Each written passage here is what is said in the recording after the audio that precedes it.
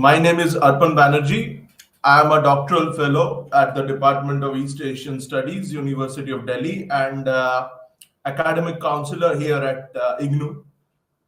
And I've been teaching you the paper Administrative System in the BRICS country, that is Brazil, Russia, India, China, and South Africa. And the code of this paper is BPAE 143. So I welcome you all to today's learning session, and let us begin today's class of the administrative system in BRICS countries.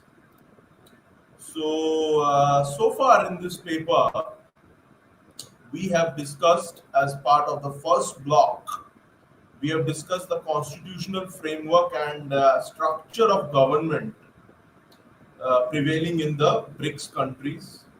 And as part of the first block, we had discussed 4 units. The first unit was pertaining to the constitutional framework of the BRICS countries. The second block was pertaining to the legislative framework of the BRICS countries, and the third and fourth block units of the first block, they were pertaining to the executive and judicial framework of the BRICS countries respectively. So after that, we had discussed the second block of this paper pertaining to bureaucracy and control mechanism over administration. And as part of the second block, we had discussed the role of bureaucracy in policy making, policy implementation, and analysis. That we had discussed in the 5th unit. In the 6th unit, we had discussed control mechanism over administration. Moving on, in the third block, which was pertaining to personnel management, we had discussed 2 units, Unit 7 and Unit 8. So the 7th unit, it was pertaining to recruitment and promotion of the personnel in the BRICS countries. And the 8th unit was pertaining to the training of civil servants in the BRICS countries. Moving on, in the 4th block, we had discussed 2 units, planning process and budgeting and audit system. So the 4th block was pertaining to planning, budgeting, and audit system in the BRICS countries. And as part of that, we had discussed the planning process in the BRICS countries and the budgeting and audit system that prevails in the BRICS countries. And in the last class, we had discussed the local governance structure in the BRICS countries. That we had discussed in the last class. And after that, we have discussed the 12th unit as part of the last block, the final block, that is 6th block, pertaining to emerging issues. And in the last class, we had discussed citizenship, governance, and administration. So we had completed the 12th unit. And in today's class, we are going to do the penultimate and the final unit of this paper, after which we shall be over with this paper. So in today's class, we are going to start by discussing the growing role of civil society in the BRICS countries. And we'll wind up our class by discussing the final unit, that is the administrative reforms in governance that have taken place in the BRICS countries. So let us begin today's class by discussing the growing role of civil society in the BRICS countries. So the significant contribution of civil society in the different political systems of the BRICS countries is very much commendable. And there have been 2 kinds of filaments in the contribution of civil society in the BRICS countries. So one part relates to the study of social movements, which has taken the issues of the poor, and the disadvantaged, and made the government receptive to their needs through alteration in framework of institutions, laws, and procedures. So, social movements, they included civil liberties and human rights movements, environmentalist movements, and women's movements. So, in our own country, India, there have been certain environmentalist movements which have left a long-lasting impact. So, the Narmada Bachao Andolan was one such movement. The Chipko movement was one such movement. The Apiko movement, that was another movement. So these social movements, these environmentalist movements, uh, they made the government receptive to their needs, to the needs of the people, of the marginalized people whose voices were not being heard. So these movements, they took up the issues of the poor and the disadvantaged, marginalized sections of the society, and made the governments receptive to their needs through alteration in framework of institutions, laws, and procedure. So now let us discuss the growing role of civil society in Brazil. So Brazilian civil society, it appeared during the 70s on account of liberalization in the economy of Brazil. So many forms of civil society groups developed and came into existence to bring about change within the government functioning in Brazil. So the movement started on account of the following parameters, which we are going to discuss. The first parameter is the organizations of popular movements of the urban poor at the local and regional level.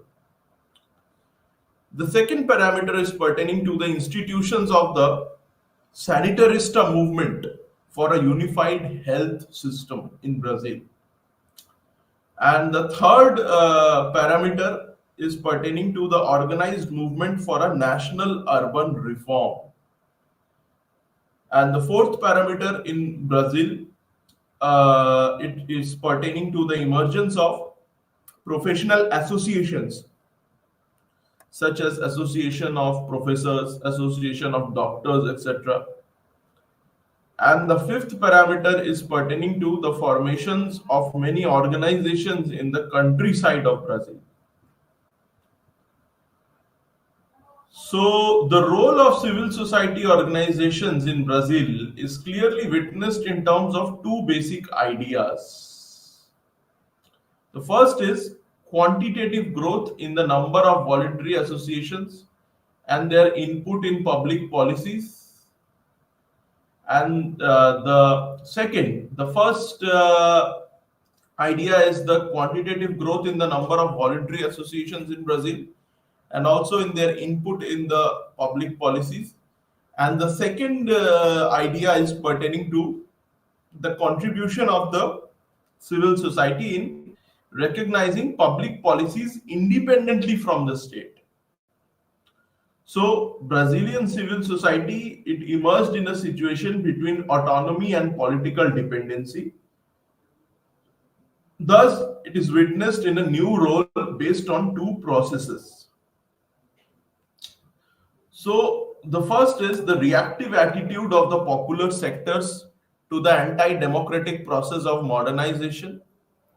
And the second is the formation of groups of associations effectively associated with the state in the implementation of public policies. So the first is the reactive attitude of popular sectors in Brazil to the anti-democratic process of modernization.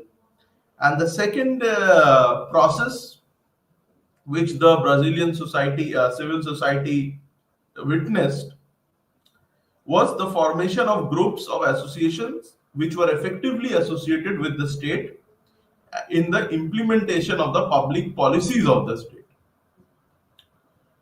So we have discussed the role of civil society organizations in Brazil. Now let us discuss the growing role of civil society in Russia. So the noteworthy socio-economic and political transformation of the last 2.5 decades, they've changed the Russian civil society. So we are talking about the post-Soviet Union period, post 1991, post the dissolution of the Soviet Union. So it has been 33 years. So the noteworthy socio-economic and political transformation that have taken place in these last 3 decades, they've changed the Russian civil society. So the civil society in Russia is formed by individual and collective actions, organizations and institutions to move forward shared interests.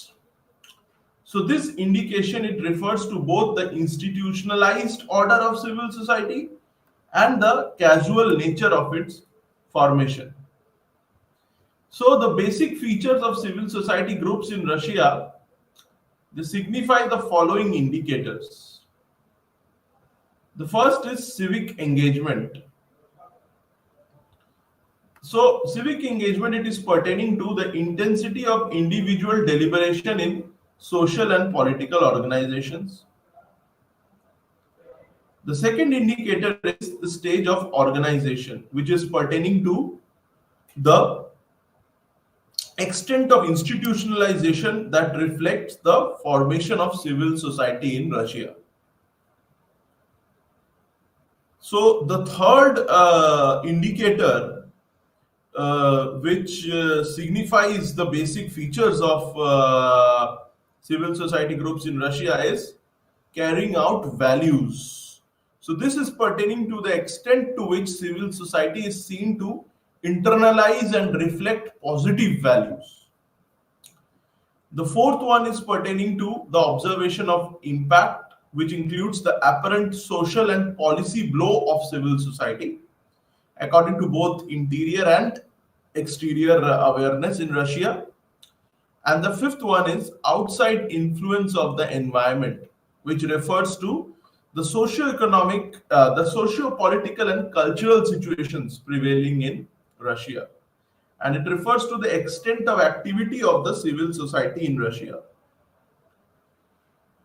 So, the growing role of civil society in Russia is very much significant, and the historical growth of civil society in Russia, it can be discussed into 4 stages. So the first historical background of civil society in Russia can be characterized on the basis of institutionalization of civil society. The period from 1760 to 1860, it witnessed the creation of public organizations connected with science, vacation, arts, and charitable actions. So this was the period of absolute monarchy, when the czars, they used to rule Russia. So the Russian Geographical Society, it was set up during this time, which was directly engaged with the land, people, and resources of the Russian Empire, or the Romanov Empire, which was there. So if we talk about the second historical background of civil society, it was evident with the emergence of developed attitude of professionalism, democratization, and extension of the activity of the Russian civil society. So the formation of civil society in Russia, it was evident between 1861 to 1917. So this was the period when there were numerous movements against absolute monarchy in favor of democratization, and the Tsar was facing the heat. So the Tsar is basically the name which is used to refer to the Russian monarch, the Russian emperor at that time, the emperor of the Russian Empire. So he was an absolute monarch. The Tsar of Russia used to be an absolute monarch who would suppress all kind of political dissent. Those who used to dissent to his policies, they were sent to Siberia, into the labor camps, which later on came to be known as the gulags. So during this time, we see that there were many pro-democratic movements. There was the February Revolution in 1905, which didn't succeed. So there were these democratic movements. They were led both by the communists as well as the non-communists. So the communists, they came to be known as the Reds. The non-communists came to be known as the Whites. So and these movements for democracy, they reached their peak during the period of 1914 to 1917. So 1914 was when the First World War started, and the public opinion in Russia was very much against getting involved in the First World War.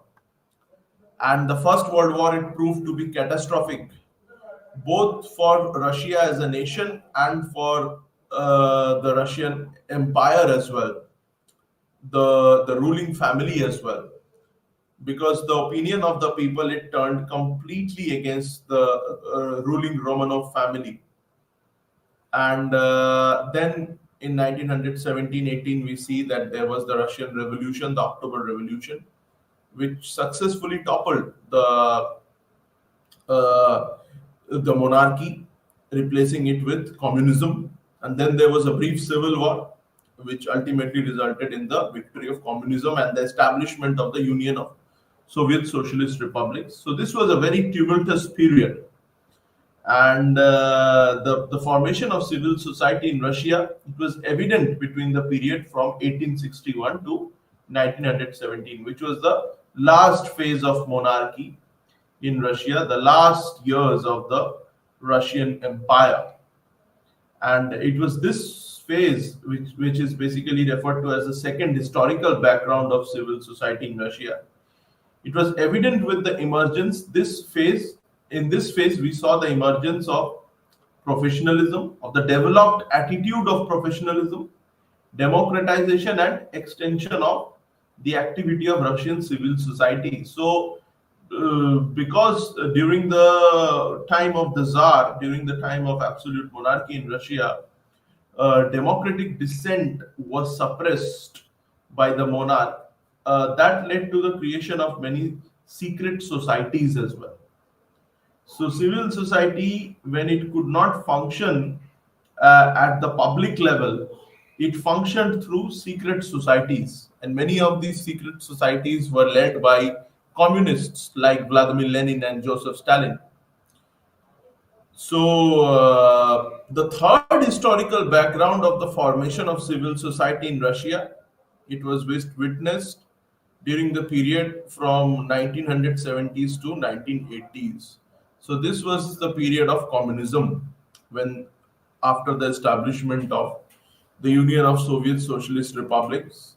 So although people thought that with the establishment of the USSR or the Soviet Union, they will get their right to democratic dissent, they will get their right of freedom of expression, of freedom of speech, of right to life and personal liberty, all these rights which were not fully available during the time of the Russian monarchy, of the reign of the Russian Empire.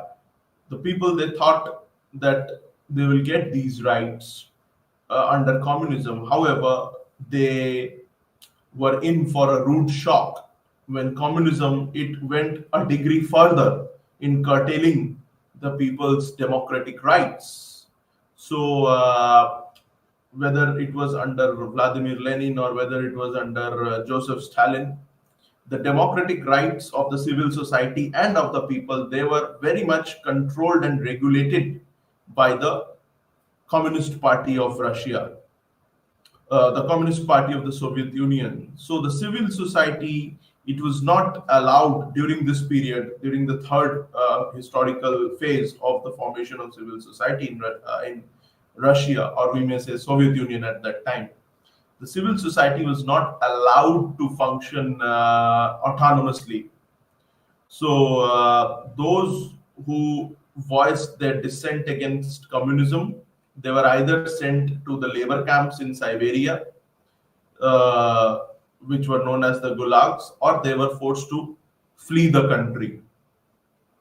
So, civil society was further suppressed during this time, and it had to operate on party lines, on the lines which were formulated, which were told to them by the Communist Party of the Soviet Union.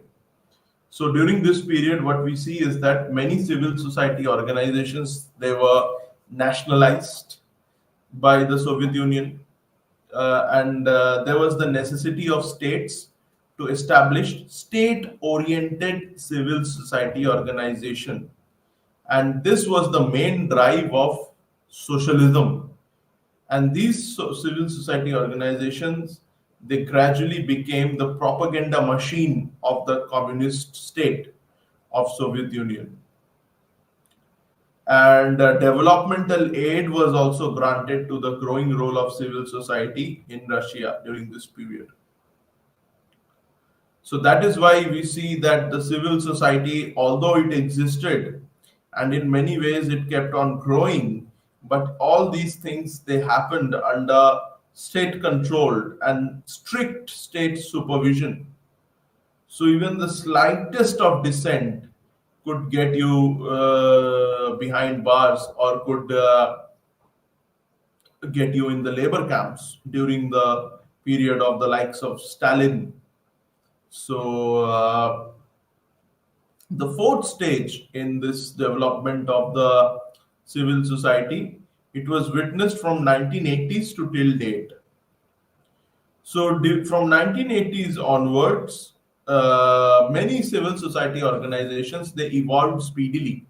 So 1980s was the phase of, you can say, it was a second wave of democratization in Russia, because the first wave, it was before the communist revolution, and it had failed. The first wave had failed to bring democracy in Russia, because one autocratic regime was replaced by another autocratic regime. So the monarchy was replaced by communism, which was no less suppressive than the monarchy, in fact, more suppressive. However, this fourth stage of the evolution of civil society, this is where we see the civil society groups, they emerged throughout the Soviet Union, in different constituent republics of the Soviet Union, and they started asking questions to the state. And this was the period in the post Leonid Brezhnev era, when two premiers, they passed away quickly, Konstantin Chernenko and Yuri Andropov. And then this was the period when Gorbachev was the president of Russia, was the premier of Russia, you can say, or the secretary of the Communist Party. So during this period, the civil society became very active. There were many pro-democracy movements that emerged in different parts, and they started asking the question to the government regarding economic policy, regarding foreign policy, regarding defense. So Soviet Union at that time was involved in the disastrous Afghan war, which proved to be catastrophic for the Soviet Union, and its economy was taking a hit because of that Afghan war. And This is when the civil society started questioning the communist regime's validity and started asking valid questions and pertinent questions. So the state, as a response to the growing role of civil society and its growing and the growing unpopularity of communism amongst the people, it as a last ditch measure, Gorbachev, he introduced glasnost and perestroika, so openness and restructuring. So these were the reforms that the Communist Party was forced to introduce because of the growing role of civil society during this period. And then we finally see that the Soviet Union, it collapsed as a nature of these, as a result of these reforms. It ultimately collapsed, and then the Soviet Union was split into 15 republics. And then when Russia emerged, although in the initial phases there was a euphoria about democracy during Boris Yeltsin's time. However, we see that with the coming of Vladimir Putin in 2000, there has been a democratic backsliding in Russia, and the civil societies again they have come under state control. So, from 1980s onwards, we have discussed that many civil society organizations in Russia they evolved speedily, and towards the end of 1980s, ecological society and family clubs they were established as well, involving 8 to 10% of urban people over 14 years old. And there was a sharp fall of the living standards of the people post collapse of Soviet Union because of the shock therapy that was administered to the Russian economy. So, sudden transformation from state controlled communism to capitalist laissez faire free market economy. So, because of that, there was a garage sale. There was a garage sale of the public sector enterprises, and that led to a sharp fall of the living standards of the people. And this necessitated the realization in forming self help groups in the Russian society. So, the civil society in Russia is evaluated to include 146,000 active civil society organizations, and the growth of civil society in Russia is predisposed by a number of reasons, which is assessed from grassroots. So, it includes the economy, communication practices, and education levels. And the state policy on civil society is legitimized by legal frameworks, guide of communication, and donation of state resources. So, the complete changes in the behavior of the civil society have been evaluated for about 15-20 years in Russia, and the Civic Chamber of the Russian Federation it was established to give support for the growing role of civil society in Russia, and the state grants were also provided for the civil society organizations. So the legislation was revised to facilitate the activities of the civil society organizations in Russia, and there was the inclusion of human rights activists as well to assist the civil society organizations. And the state has changed its attitude and provided positive feedback for the development of civil society in Russia. So economic growth, it provides the development of civil society in Russia, and these include the gradual growth, individual and corporate philanthropic resources, and voluntary contribution. State moral support is also available for the civil society work in the social arena in Russia. And the educational level of the Russian population, it definitely is a concern in increasing the role of civil society. So in educational institutions, there is specialized training for the civil society organizations in Russia. Now we shall discuss the growing role of civil society in India. So the year 2007 was a watershed year for the neo-emerging role of civil society organizations. So the Planning Commission in 2007 in India, it officially established the national policy for the voluntary sector. And this policy was very much innovative on part of the Planning Commission. And its aim was to empower an impartial democratic voluntary sector for the common man in the community.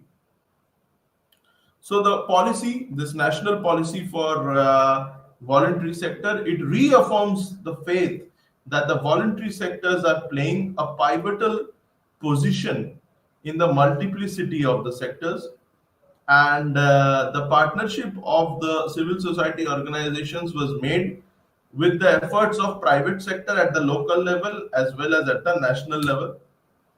So now let us discuss some of the objectives of the national policy for voluntary sector. So the first, the national policy, the objectives of the national policy for the voluntary sector, they indicated these following parameters which we are going to discuss. So the first parameter that they indicated was to facilitate voluntary organizations to justifiably drum up essential financial resources from India and abroad, and to classify systems by which the government may work collectively with voluntary organizations. on the basis of philosophy of mutual conviction and admiration, as well as with common accountability. The third was to give confidence. So, voluntary organizations to accept apparent and responsible system of governance and administration. And the fourth parameter was to create an empowering environment for voluntary organization that motivates their venture and efficacy and maintains their independence. So the official policy also put more emphasis in focusing on joint ventures of the government with civil society organizations, and the joint venture it acknowledges following three constructive activities of the functioning. The first is conference, the second is interface at the center, state and district levels, and the third is project financial support. So the government it wanted to promote the role of civil society organizations in governance in India through these above mentioned policies that we have discussed. So the civil society organizations in India, they are moving towards the following initiatives at their best. The first initiative that they are moving towards is health sector reforms. The second is educational reforms. So, especially after the right to education was given, was included in the fundamental rights after the 86th constitutional amendment of 2002, which included Article 21A in the fundamental rights. So after that, we can see that the civil society organizations, the role of the civil society organization in educational reforms, they have multiplied. The third is the civil society organizations in India, they are also moving towards economic reforms.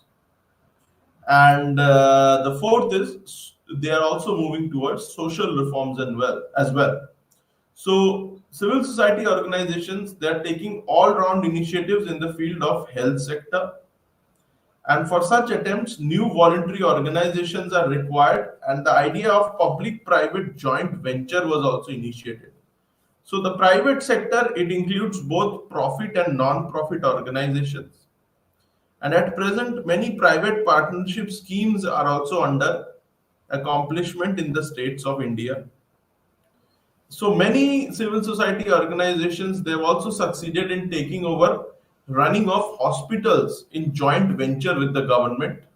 So the Rogi Kalyan Samiti or RKS NGOs, they were established by the Madhya Pradesh government to work relentlessly in the health sector. So the community-based management of hospitals in India, it was established to promote various hospitals in the region.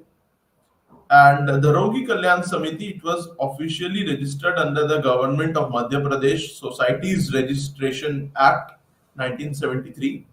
And the responsibility of this civil society organization is to mobilize finances for their local needs.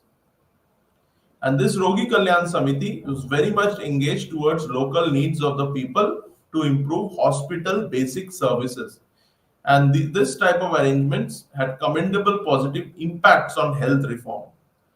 There were other civil society organizations as well, like Hospital Development Society in Kerala, Medical Relief Society in Rajasthan, Chikitsa Prabandhan Committee in Uttarakhand, and Aspatal Kalyan Samiti. These are the few organizations, civil society organizations working towards health reform. Now let us discuss the growing role of civil society in China. So civil society in China has begun to demonstrate the symbols of well-built growth, and there are varied NGOs and informal groups as well in the field of environment and gender equality in China. So the first, there is the All China Women Federation, which is now actively and collectively mobilizing people to increase their network for the common cause in China. There is the Chinese environmental groups as well, which have also uttered deep concern in monitoring cooperation with the civil society. So the civil society groups in China, they are working in the following fields. So they are working on issues relating to human rights, especially the human rights violation that are going on in the Xinjiang as well as in Tibet in China. So they are also working on issues relating to legal development, and they are also focusing on democratization as well as environmental governance as well. So now we shall discuss the growing role of civil society and its implication to governance in China. So the evolving nature of the civil society in China, it is a result of the foundation of modern China. So at present there are about 80,000 civil society organizations which are working in modern China, and these civil society organizations, they are directly engaging into the components of governance in China. So the trade union groups, the youth league groups, and women's associations, they are set up in China as active people's organizations. So China attempted to execute the policy of economic reform and also tried to open an alternative mechanism to promote governance. All these things, they happened in the post Mao Zedong period under Deng Xiaoping, when he brought on the open door policy. It included economic reforms as well. So it was under the leadership of Deng Xiaoping that these things took place, and this had impact in the fundamental transformation of the Chinese society as well. So one of the consequences of the reform was economic, political, and social transformation and the emergence of civil society in China. So this impacted the development of many civil society organizations for the first time in the history of China. So towards the end of the 1980s, China started market-oriented economic openness. So China established socialist market economy, and it was a shifting paradigm from state ownership to collective ownership. And this was the period when China, it also started establishing special economic zones to attract foreign capital, foreign investment. So its impact can be observed on the basis of the right to livelihood of the common people in China. So this was the founding stone of the growing role of civil society organizations in China. Now we shall be discussing the new economic configuration and civil society in China. So the connection between new economic configuration and civil society organizations in China can be studied categorically. So there was a link between market-led development and civil societies, and it was at the risk of enterprises' responsibility. So in China, the steady implementation of market economy, it impacted fundamental change, and different types of ownership patterns, they emerged. So many civil society groups evolved and wanted to raise their own funds for the service delivery system in China. So the marvelous economic openness which was brought by fundamental changes to create necessary economic condition and speedy operation of the various civil society organizations, they also left an indelible impact in China. So if you talk about the right to livelihood in China, it was pertaining to the standard of the citizens that has been constantly increased. The living standard of the citizens have been constantly increased on the basis of per capita income, and it was due to the best practices that were developed by civil society organizations in China.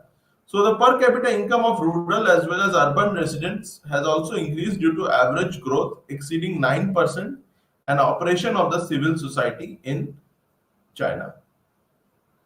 So now let us discuss the growing role of civil society in the South Africa, which is also a member of BRICS. So the role of civil society in South Africa is very significant. So since the 1990s, many civil society organizations have been mobilized to campaign against corruption in the African society. And it was due to one such movement by the civil societies as well that the former South African president, Jacob Zuma, was forced to resign on charges of corruption. So it was a big endeavor of the civil society groups to bring about economic justice for the common man of South Africa. So the anti-corruption summit was set up to mobilize civil society groups in the fight against corruption. So the forum was very much innovative to adopt an all-inclusive public service anti-corruption strategy in South Africa. So from 2005 to 2008, anti-corruption summits were organized frequently, and the voluntary groups they participated in the forum effectively.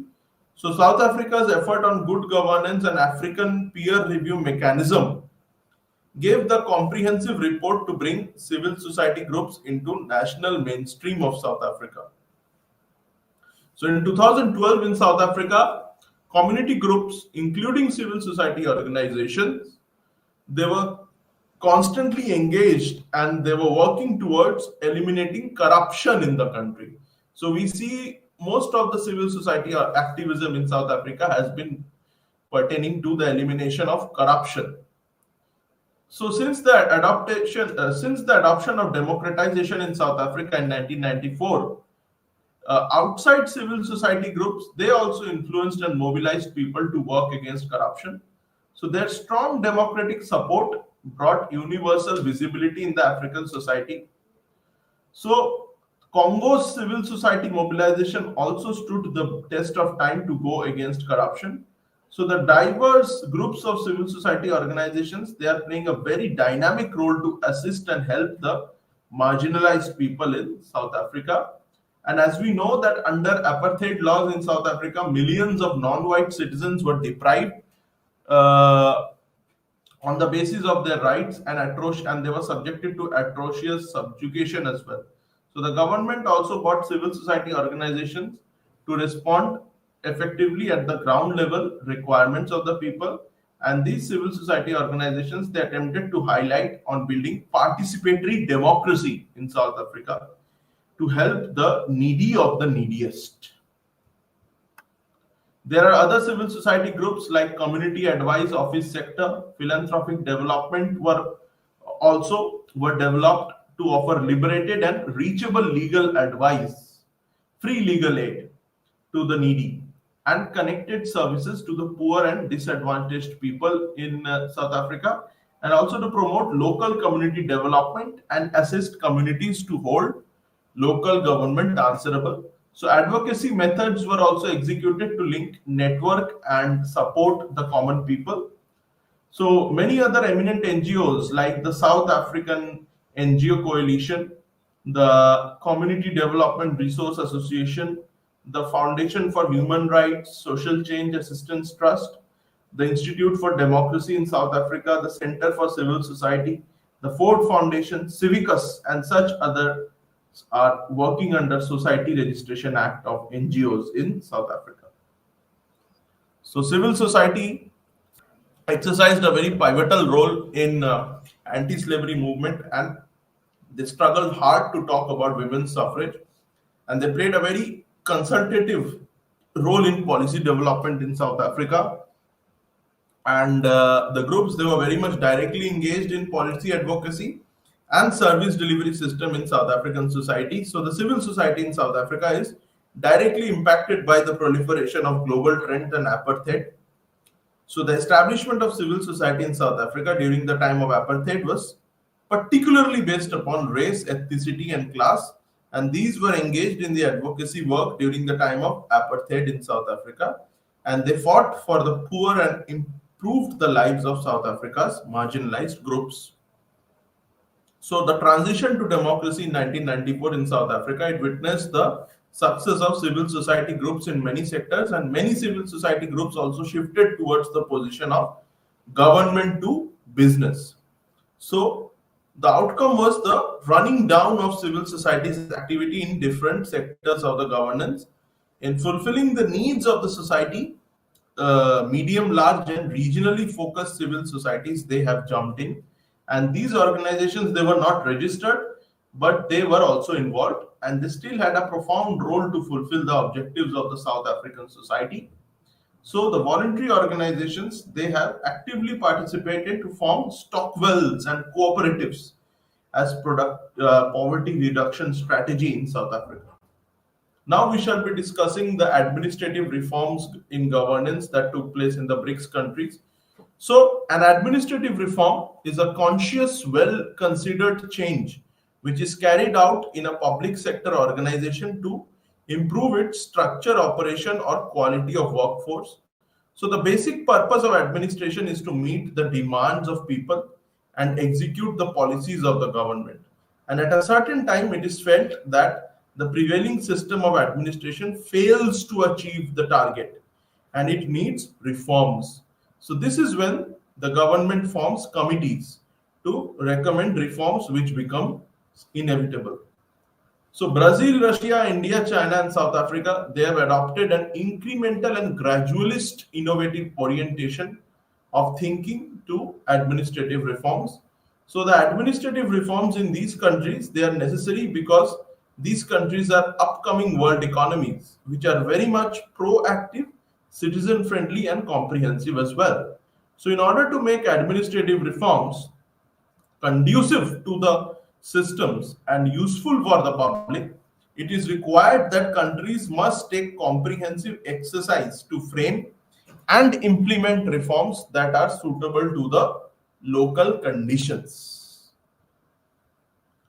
So now if we discuss the administrative reforms in Brazil, so Brazil practiced the subsequent main administrative reform during one more dictatorial government in the year 1967. So the reform measured the most systematic and determined project to alter the federal government framework and operational mode in Brazil. So by and large, the decree law in Brazil, it intended to reframe the federal public administration's organization in Brazil. So the restructuring in Brazil, it was stranded on four chief doctrines. The first was harmonization, the second was management, the third was training, and finally decentralization. So Brazil practiced the subsequent main administrative reform during another dictatorial government in 1967. So that we have discussed. And in the respective spheres, the new public management guidelines, they integrated to the federal government in the first Cardoso administration from 1998 to 2002, and the extraordinary department was set up to guide the reform process in Brazil. And the program was initiated and popularly called Plano Diretor de Reforma do Aparelho do Estado. And the agenda of reform is outlined below. The first agenda of this reform in Brazil was to promote states governance, and the second was establishment of administrative capacity to govern efficiently, turning the public services back to the citizens. So the third was to downgrade the activities of state in different desirable functions. The fourth was delegating public policies to states and municipalities. The fifth was transfer of national policies from union to the state, provincial policies, and sectoral policies.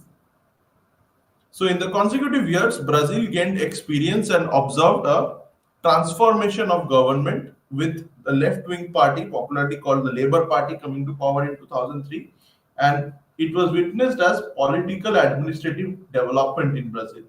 So the major administrative reforms agenda that were outlined under Labour Party, they are given below. The first was social empowerment and devolution of power to local governance. The second was facilitation of privatization in the public services. The third was restructuring of the pension system reforms. And the fourth was restructuring of the civil service reorganization, that is diversification of careers, clear strategy of state development. So now if we discuss administrative reforms in Russia, during the time of 1997-1998, the Russian officials, they attempted to discuss a novel idea of administrative reform. But on the other hand, President Putin wanted to go for a reconceptualized call for reform in public administration.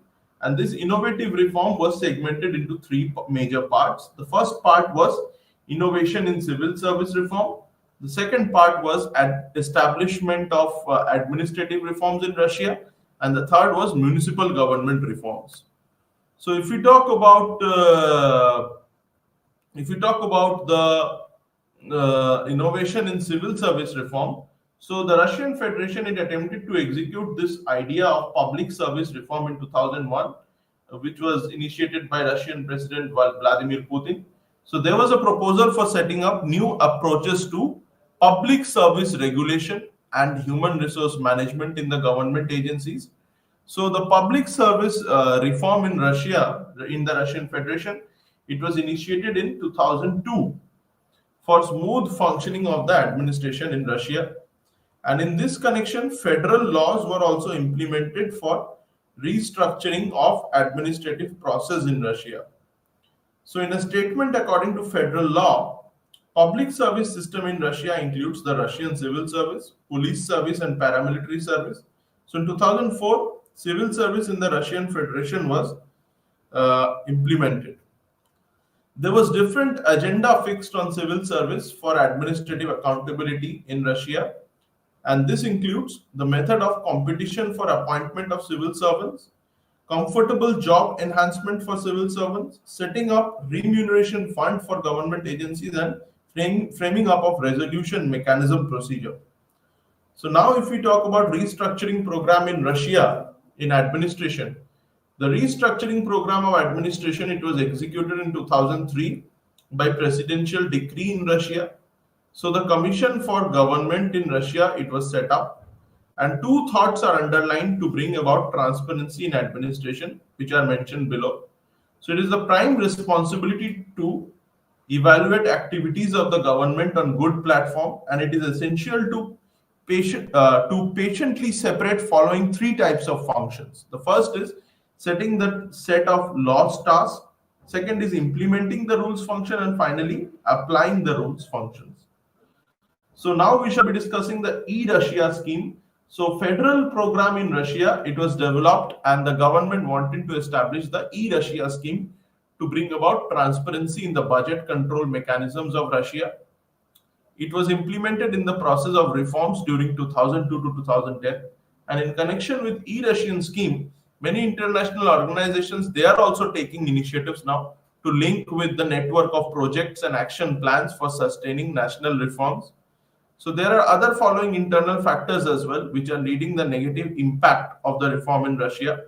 The first is level of responsiveness is very low on the top of the hierarchy in the Russian Federation. The second is lack of expert personnel. And finally, public management reorganization is a top-down procedure. So now if we talk about administrative reforms in India, the Railway Corruption Inquiry Committee, it was set up to make comprehensive transformation in railways. And in 1956, Paul Appleby visited India and submitted a report on re-examination of India's administrative system with special reference to administration of government, industrial and commercial enterprises. So the A.R. Mudaliar Committee was also set up on public services. The report dealt with qualifications for recruitment of civil servants.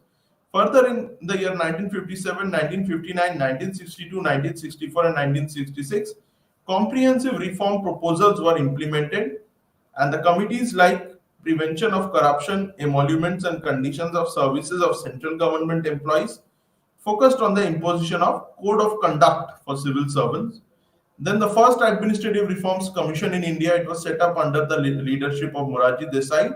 And this commission, it submitted its reports in 20 parts on various aspects of administration, which included aspects like center-state relations, machinery of planning, redressal mechanism of citizens, and economic administration. And in the year 1975, L.P. Singh and L.K. Jha, as administrator of the government, suggested to improve efficiency in administration. So in the year 1976, D.S. Kothari suggested a system of single examination for all India services, and after that the Ashok Mehta Committee in India, it recommended for 2 tiers Panchayati Raj institution, and the Mehta Committee, it suggested for the establishment of Mandal Panchayats as well. Thereafter in India, the National Police Commission was set up during the year 1977 to 1980, and the report of the National Police Commission, it included several recommendations on the modernization of the law enforcement machinery and comprehensive arrangement for prevention of misuse of power.